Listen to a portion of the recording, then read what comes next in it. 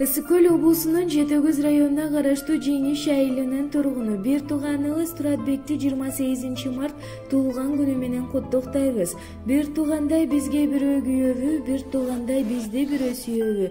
Башкалардан өзгөчөрөөк сезетих мүшкүлдүгү бир туугандын жүрөгү. Жашооңдун ар бир күнү шаң болуп, өмүрүң аккан судай шар болсун.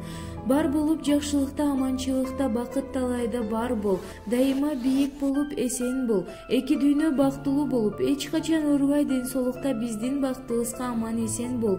Сүйүктүү келинчегиң менен татыктуу, бактылуу өмүр сүрүп, көп балалуу болгула деп ата энеси жана эжеси Назик, карындашы Айзат, иниси Аскат, келин баласы Жипара жана сени сыйлаган карындашың Таттыөбү куттукташат.